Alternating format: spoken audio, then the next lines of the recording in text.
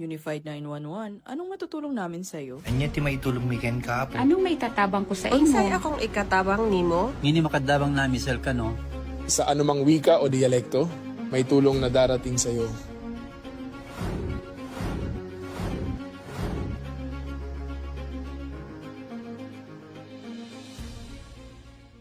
Lilingkod sa bawat Pilipino at magbibigay ng tamang impormasyon para sa tahimik at maayos na Pilipinas. Police News Network, alagad ng batas, tagapagtaguyod ng balitang pulis, sandigan ng mamamayan, patnubay ng katotohanan. La Campo Crame, maghahatid ng pinakahuling kaganapan at nagbabagang balita. Ito ang PNN Police News Network. At ngayon, ang inyong mga tagapagbalita. Magandang araw, bagong Pilipinas. Ngayong araw ng Lunes, November 24, 2025. Kami ang inyong alagad ng batas, tagataguyod ng Balitang Pulis. Ako po si Patrolman Edwin Baris. At ako naman si Patrolwoman Rose Mia Marquez mula sa Manila Police District. Maghahatid sa inyo ng tamang balita, kwento ng pulis at serbisyo para sa mamamayan. At ito ang PNP News Online, ang pangunahing balita ng Police News Network, alagad ng batas, tagataguyod ng Balitang Pulis.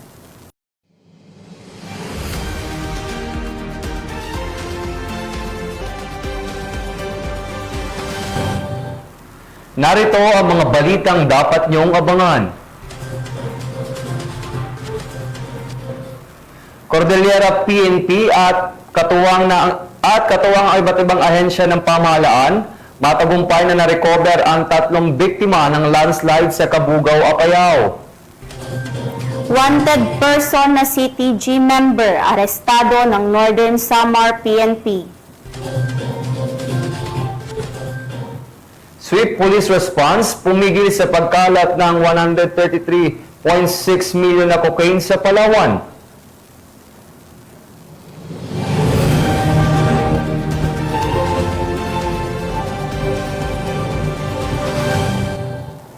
Narito ang mga balitang hatid ng ating PNN correspondents mula sa iba't ibang panig ng bansa.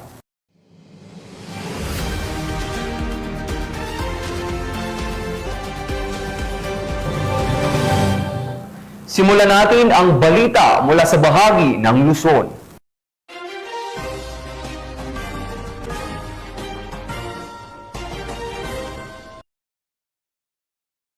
Recover ng Cordillera Police, katuwang ang iba't ibang ahensya ng pamahalaan, ang 3 biktima na naganap sa landslide sa Cabugao, Apayao. Pinangunahan ng mga tauhan ng PNP kasama ang MDRRMO, BFP at lokal na volunteers ang mabilis at koordinadong search and retrieval operation upang matugunan ang insidente at maibigay ang nararapat na tulong sa mga apektadong pamilya. Patrolwoman Jesly Sabado sa balita. Natapos ang search, rescue and retrieval operation matapos mahanap ang 3 individual na nabaon sa landslide kamakailan sa Upper Sitio Purag, Barangay Badtuat, Cabugao, Apayao. Isinagawa ang operasyon ng pinagsanib na pwersa ng Cordillera PNP, katuwang ang iba't ibang ahensya ng gobyerno at mga lokal na residente. Noong Nobyembre 20, 2025, unang na-recover ang 2 individual na parehong nakumpirmang pumanaw matapos magtamo ng malubhang pinsala mula sa pagguho ng lupa. Patuloy namang hinanap ang ikatlong nawawalang kasama hanggang sa matagpuan ang kanyang labi noong Nobyembre 21, 2025 sa parehong lugar kung saan na-recover ang naunang 2. Nagpaabot ng taos-pusong pakikiramay ang Cordillera PNP sa mga naulilang pamilya at sa komunidad ng Cabugao na labis na naapektuhan ng insidente. Ayon sa mga otoridad, ang matagumpay na operasyon ay malinaw na patunay ng mahigpit na pagtutulungan at pagkakaisa ng PNP, LGU, militar, emergency responders at mga mamamayan. isang simbolo ng bayanihan sa panahon ng sakuna. Mula dito sa probinsya ng Apayao, ako ang iyong PNN correspondent, Patrolwoman Jesly Sabado, alagad ng batas, tagataguyod ng Balitang Pulis. Maraming salamat, Patrolwoman Sabado. Naaresto ang isang babae sa isang matagumpay na drug buy-bust operation na ikinasada ng mga operatiba ng Narbacan Police sa Barangay Paratong, Narbacan, Ilocos Sur. Yan ang balitang tinutukan ni Patrolman Dennis Carinal. Arestado ang isang 55 anyos na babae matapos magsagawa ng buy-bust operation ang Narbacan Municipal Police Station, katuwang ang iba pang unit ng pulisya at PDEA RO1 noong umaga ng November 21, 2025 sa Barangay Paratong, Narbacan, Ilocos Sur. Ayon sa ulat, bandang 7:58 AM hanggang 9:58 AM isinagawa ang operasyon. Nahuli ang sospek matapos magbintaw umano ng sachet ng inihinalang shabu sa isang pulis na nagpanggap na buyer.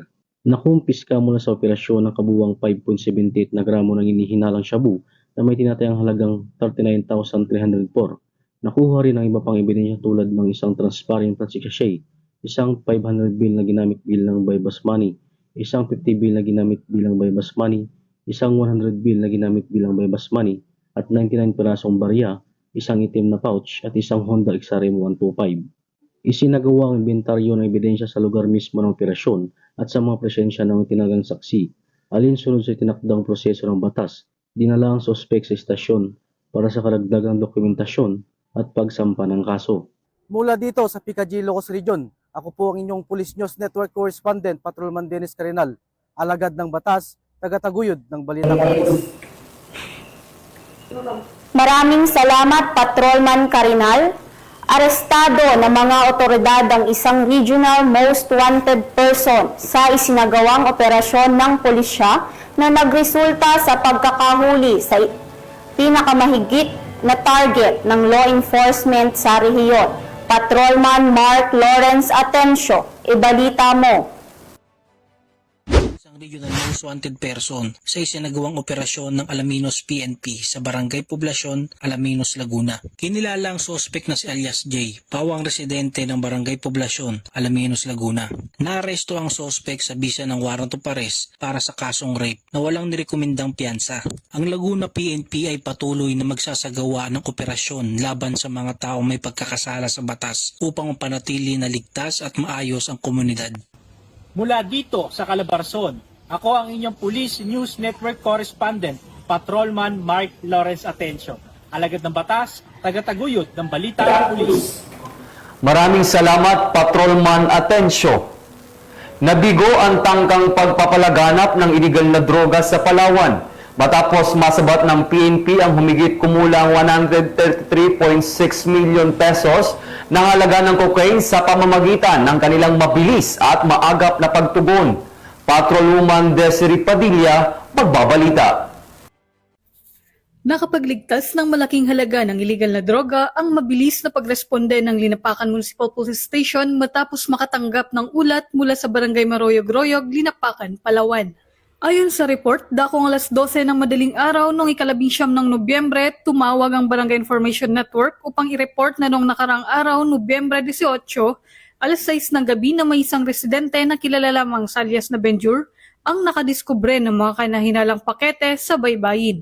Agad na nagtungo sa lugar ang Linapacan MPS kasama ang mga tauhan ng Provincial Police Drug Enforcement Unit at Barangay Chairman. Pagdating sa Sitio Kalilenday, natagpuan nila ang iba't ibang kahon at troll bags na balot ng itim na tape at naglalaman umano ng hinihinalang cocaine. Sa kabuuan, tinatayang nasa 25,210 gramo ang kabuuang timbang ng masabat na droga na may standard drug price na umaabot sa 133,613,000 pesos. Ayon sa PNP, nakita sa ilang kahon ang tatak na stone na siyang nagbigay linaw sa posibleng pinagmulan o marka ng sindikatong nasa likod ng operasyon. Muli nitong pinapakita kung paanong nagiging target ng mga drug syndicates ang mga baybayin at isla para sa kanilang illegal draft of points. Pinuri ni Acting Chief PNP, Police Lieutenant General Jose Melancio Sinartates Jr. ang maagap na pakikipag-ugnayan ng komunidad. Aniya, napakahalaga ng papel ng mamamayan dito. Isang tawag lang at agad nating napigilan bago pa ang ganitong kalaking halaga ng droga ay makasira ng buhay. Ang lahat ng nakuhang ebidensya ay agad na dinala sa Palawan Provincial Forensic Unit para sa qualitative at quantitative examination, bago tuluyang isailalim sa kustodiya ng PIDEA Palawan para sa wastong disposisyon. Patuloy na nananawagan ng PNP sa publiko na makipagtulungan upang mapanatiling ligtas, payapa at walang droga ang mga komunidad. Alinsunod sa pinaigting na advokasya ng pambansang pamahalaan para sa mas ligtas na Pilipinas. Mula dito sa Home of the Police Eco Warriors, Calapan City, Oriental Mindoro, ako ang inyong PNN correspondent, Patrolwoman Desiree Padilla, alagad ng batas, tagataguyod ng balitang pulis. Maraming salamat, Patrolwoman Padilla. Tunghayan naman natin ang mga balita mula sa bahagi ng Visayas.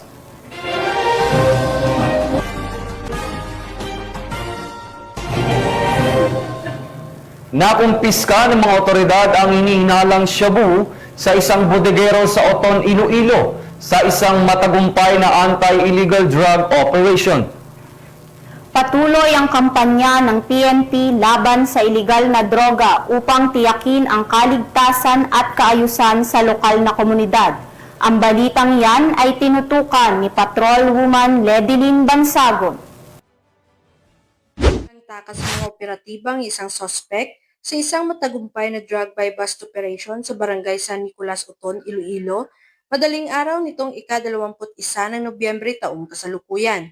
Kinilala ni Police Major Marvin Villanueva, Deputy Chief ng RPDEU 6 ang sospek na si alias Edward, 43 taong gulang, residente ng Barotac, Nuevo Iloilo, na tinukoy bilang budigero o tagabantay ng imbakan ng iligal na droga sa lugar. Lumabas sa record na ang sospek ay dati nang nasangkot sa iligal na droga at nagkaroon ng kaso noong 2016 at 2019, kung saan ito ay sumailalim sa plea bargaining. Na-recover ng mga operatibang humigit kumulang 350 gramo ng hininilaan shabu at 14,000 pesos na ginamit bilang buy-bust money. Bago ang pagkakadakip, umabot muna sa isang buwang surveillance na sinagawa ng mga otoridad. Ayon sa pulisya, gumagamit umano ang suspect ng kaliwaang online na transaksyon sa pagbebenta ng droga at natukoy na rin ng mga investigador ang kanyang downline at pinagkukunan ng supply. Muling haharap si alias Edward sa kasong paglabag sa Republic Act 9165 o ang Comprehensive Dangerous Drugs Act of 2002. Patuloy na pinaigting ng mga kapulisan ang kanilang operasyon upang sugpuin ang pagkalat ng iligal na droga sa rehiyon. Nananawagan din sila sa publiko na maging katuwang sa pagbabantay at pag-uulat ng anumang kahinahinalang aktibidad. Tiniyak naman ng mga kapulisan na hindi sila titigil hanggat sa tuluyang mapahina ang illegal drug network sa buong Western Visayas. Mula dito sa Police Regional Office 6, ako ang inyong Police News Network correspondent, Patrolwoman Ledilyn Bansagon, alagad ng batas, tagataguyod ng balitang pulis. Maraming salamat, Patrolwoman Bansagon. Nasamsam ng operatiba ng pulisya sa Cebu City ang mahigit 700,000 halaga ng hinihinalang shabu sa isang matagumpay na anti-illegal drug operation. Patrolwoman Judith Nicanor magbabalita. Arestado ng kapulisan ng Cebu City ang isang high-value individual na suspect matapos itong mahulihan ng higit 700,000 halaga ng hinihinalang shabu sa sinagawang buy-bust operation ng mga operatiba sa Isabellano Street, Barangay Basak, Pardo, Cebu City nito lamang nakaraan. Kinilala ni Police Captain Troy John A. Lalamunan, officer in charge ng Inayawan Police Station 7, Cebu City Police Office, ang high-value individual na suspect na si Jeffrey, 34 anyos na residente ng nabanggit na lugar. Ayon sa ulat ng mga otoridad, bandang alas 10:40 ng umaga nang isinagawa ng mga operatiba ang buy-bust operation na nagresulta sa pagka-aresto ng suspect at pagkasabat ng 5 pakete ng hinihinalang shabu na may timbang na 105 grams at standard drug price na 714,000 pesos at buy-bust money. Samantala, kasalukuyang nakapiit sa Inayawan Police Station 7 ng suspect at maharap ito sa kasong paglabag sa Sections 5 and 11 ng Republic Act 9165 o Comprehensive Dangerous Drugs Act of 2002. Ang matagumpay na operasyon ng mga kapulisan ng Cebu City ay patunay lamang ng kanilang dedikasyon upang matiyak ang kaligtasan at kaayusan ng ating komunidad para sa isang bagong Pilipinas. Mula dito sa Central Visayas, ako ang iyong Police News Network Correspondent, Patrolwoman Judith Nicanor, alagad ng batas, tagataguyod ng Balitang Pulis. Maraming salamat, Patrolwoman Nicanor. Arestado ng Northern Samar Police ang isang wanted person na sinasabing miyembro ng Communist Terrorist Group sa isinagawang operasyon laban sa kriminalidad at insurgency sa lalawigan. Alamin ang buong detalye sa balita ni Patrolwoman Cristel Palafox. Ng mga otoridad ang isang lalaking wanted person at communist terrorist group member na may kasong frustrated murder matapos mahuli sa barangay CM Recto, Katubig, Northern Samar. Naresto ang akusado bandang alas 7:35 ng gabi ng mga tauhan ng 2nd Northern Samar Provincial Mobile Force Company kasama ang Katubig Municipal Police Station sa bisa ng warrant of arrest para sa kasong frustrated murder na may nirekomendang piyansa na 120,000 piso para sa pansamantalang kalayaan. Ang akusado ay dinala sa Katubig Municipal Police Station para sa kauklang dokumentasyon at tamang disposisyon. Ang matagumpay na pagkakaresto sa akusado ay patunay lamang na epektibo ang pagpapatupad ng pambansang pulisya sa kanilang sinumpaang tungkulin na maghatid ng serbisyong pampubliko para sa mas payapa, ligtas at maunlad na bagong Pilipinas. Mula dito sa Police Regional Office 8, ako ang inyong PNN Correspondent, Patrolwoman Palafox, alagad ng batas, tagataguyod ng Balitang Pulis. Maraming salamat, Patrolwoman Palafox. Narito naman ang mga balita mula sa bahagi ng Mindanao.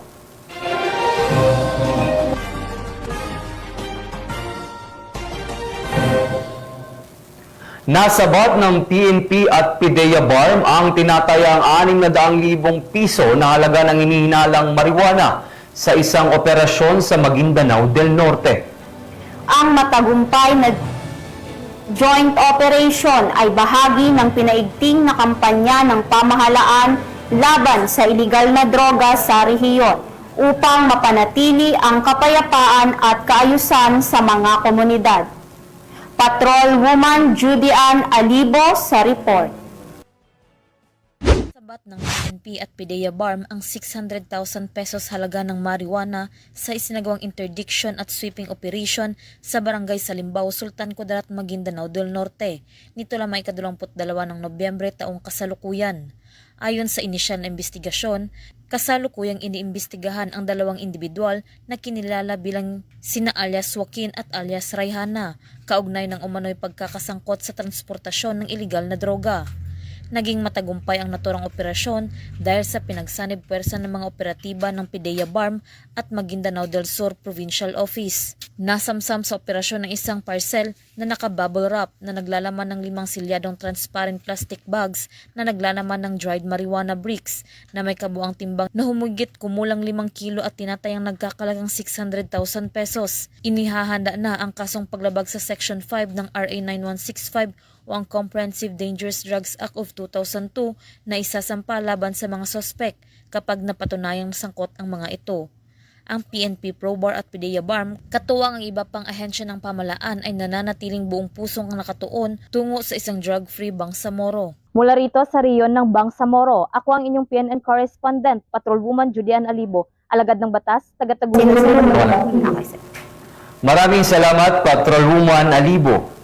At yan ang mga balitang nakalap ng ating PNN correspondents mula sa iba't ibang panig ng bansa. Mga ka-PNN, 31 days na lang, Pasko na.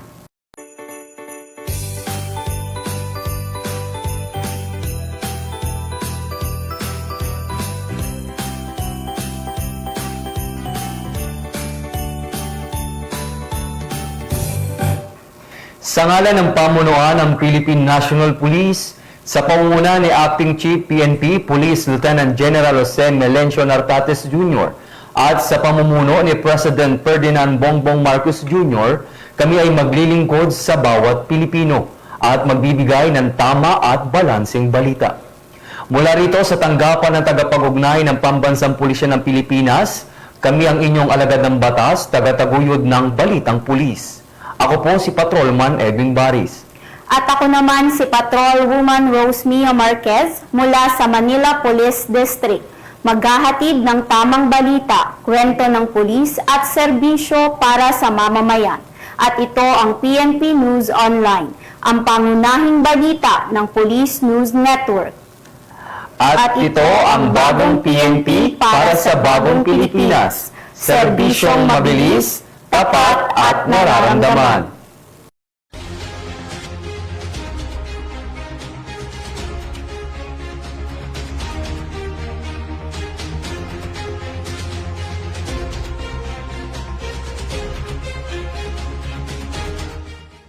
Police News Network, alagad ng batas, tagapagtaguyod ng balitang pulis.